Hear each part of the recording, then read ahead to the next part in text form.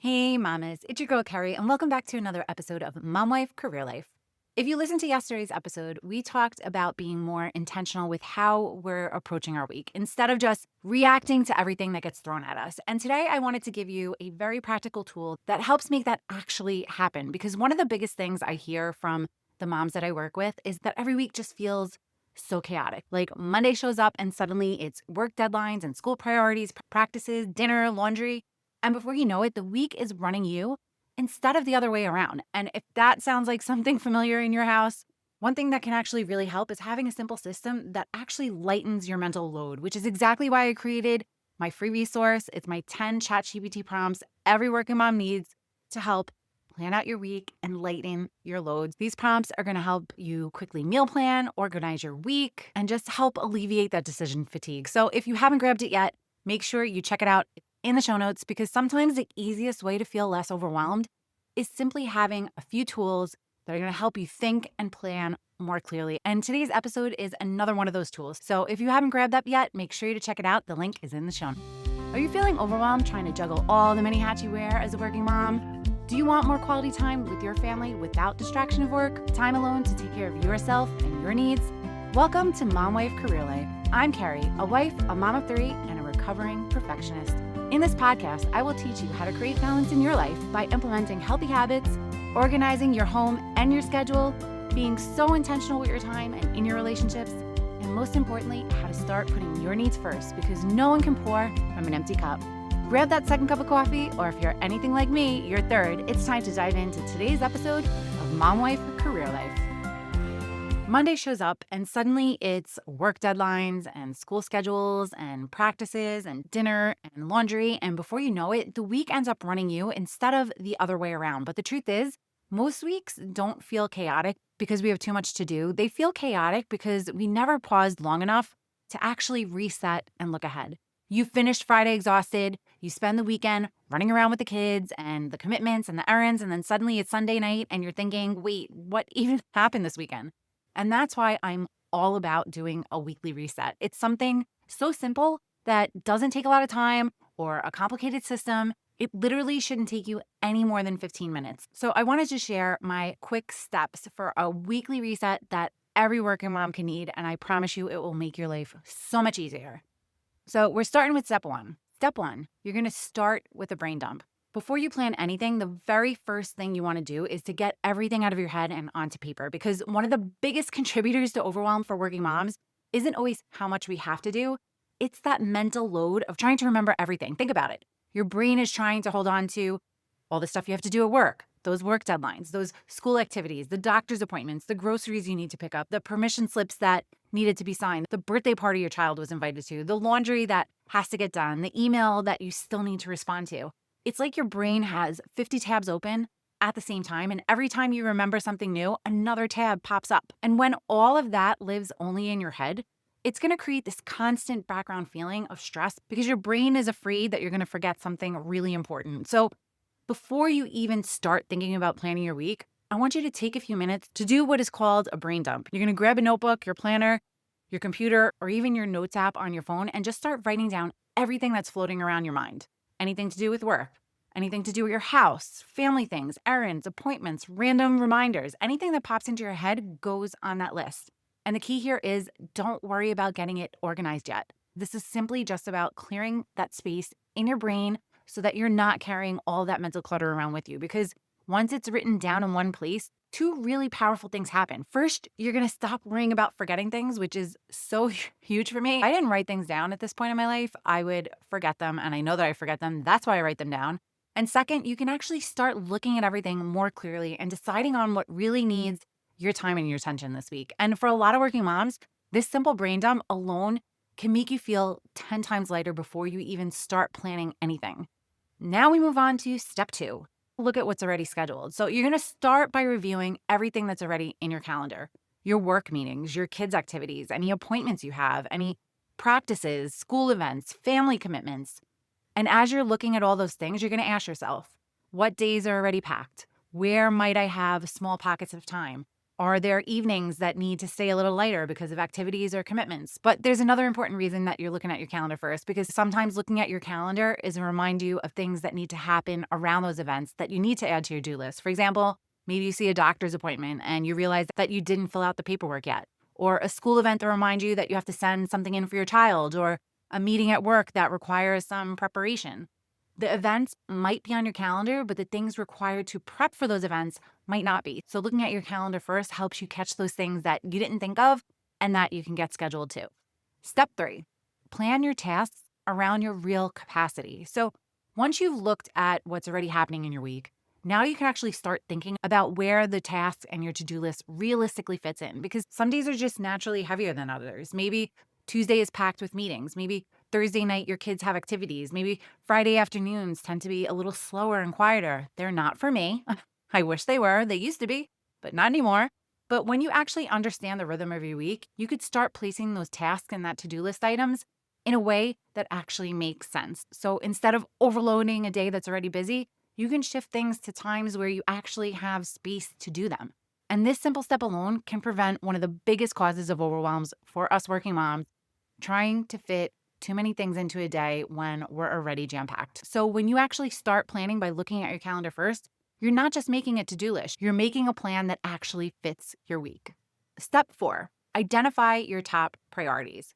So the next step is to identify the top priorities you have in your week. Now, I know I talk a lot about identifying your top 3 priorities each day, but that really starts with looking at the week as a whole. Because if you don't decide what matters most, your week is going to end up getting filled with everything else. And once you've actually done that brain dump and everything is written down, you could take a step back and look at the week ahead and ask yourself, what actually matters most this week? Not the 20 things on your to-do list, not every little task that popped into your brain and onto the paper, just the few things that will actually move you forward in life or make a big difference in your week. Maybe it's finishing an important project at work. Maybe it's preparing for a family event. Maybe it's prioritizing something related to your health. Maybe it's getting ahead on something that's been stressing you out. Because when everything feels important, we end up trying to do all the things. And that's when we start to feel overwhelmed. But when you identify your key priorities, suddenly your week suddenly has direction instead of chaos. And this doesn't have to be complicated. I did this exercise for my upcoming week. So my priorities are pretty simple. First, I need to order some work outfits because I have a work trip next week. And I realized I really don't have clothes right now that fit me the way I'd like them to, because I haven't had to wear a corporate attire in a minute. So I know I need to carve out time to really sit down, figure out what I need, what I have to wear, and place those Amazon orders so I'm not scrambling last minute, which at this point, I guess it is last minute. So yes, I need to scramble a little this week. And the second thing I have to do is I have a donation pickup scheduled for this week, which means I need to block some time to go through things around the house and box them up before that pickup happens. And the third one for me this week is working out. I've really been trying to start blocking exercise time into my week because I've learned something really important about myself. If I don't actually schedule exercise and movement and treat it like an appointment, it is just not going to happen. Maybe I'll go for a walk at night if it's really nice outside, but especially since it's been cold, I really need to put that effort in. And if I don't block that time, something else will always fill that space. Either I'll get stuck working late or the kids are going to need something. So I'm starting to set better boundaries around that time and actually block it out on my calendar. And that's the key with weekly priorities. They help you focus on things that truly matter, so you're not spending your whole week reacting to everything else. So I'm starting to set better boundaries around that time and actually block it out on my calendar. And I put it down as one of my top 3 priorities every day as a reminder to get my body moving.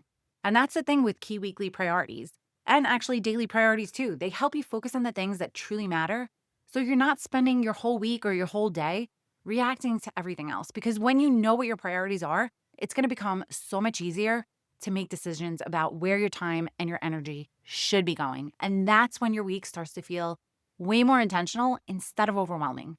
Step 5, create a few anchors in your week. And what I mean by anchors are moments that are going to help your week feel a little more grounded, a little more intentional, instead of just reacting to whatever comes up. Because the reality is, when you're a working mom, juggling all the work things, the kids things, the activities, and everything else that life throws at us, it can make you feel like your schedule is completely dictated by everyone else. So instead of trying to control every minute of your week, which honestly just totally is not realistic, I want you to focus on creating a few anchor moments. And these might be things like a family dinner where everyone actually sits down together, a night out with friends, a walk or a workout that helps you reset, a quiet planning moment, or even a journaling moment for yourself, or even a night where nothing is scheduled. Those nights are becoming so precious to me. And that last one is something I've been trying to do so much more intentionally lately, leaving a little white space on the calendar, not filling every evening, not planning every moment, just creating space where we don't have anything that we actually have to do.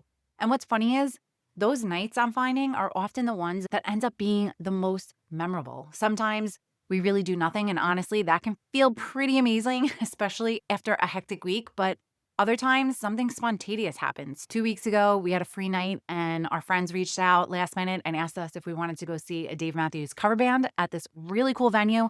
It was a Friday night, which I rarely go out on a Friday night because I'm usually just so burnt out by the week.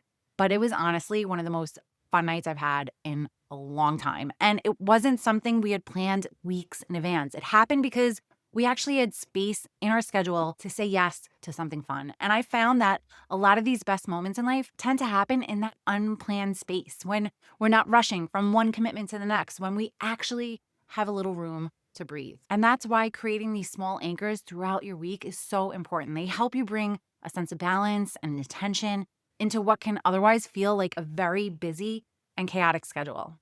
And step 6, the final step of your weekly reset, is doing one small thing that helps make Monday a success. Because let's be honest, Monday mornings can feel a little chaotic. Everyone is getting back into their routine. The kids need to get out the door. Work is starting up again. And it can feel like you're already behind before the day really even begins. So one of the best things you can do during your weekly reset is ask yourself, what usually creates the most stress for me on Monday morning? And then take a few minutes to prepare for it ahead of time. It doesn't have to be anything big, just one or two small things that'll make the start of your week feel a little calmer. Maybe it means writing a little short to-do list for Monday, so that way when your day starts, you already know what your priorities are. Or maybe it means doing a little meal prep for the kids' lunches. One of the things I do on a weekend is Michael likes to have homemade banana bread sandwiches for lunch, which means I know that on Sundays, I have to make a couple of loaves so that we have it ready for the week. And it honestly has made my life so much easier. And if I don't plan that ahead of time, Monday mornings will become a scramble because I won't have anything that he'll like to eat for lunch. And he's a very picky eater when it comes to school lunches. And another thing, if you've listened to some of my episodes on work tips, you already know that I'm a big believer of blocking out the end of your workday on a Friday and the first hour or two of your Monday morning so that you're not thinking about work all weekend.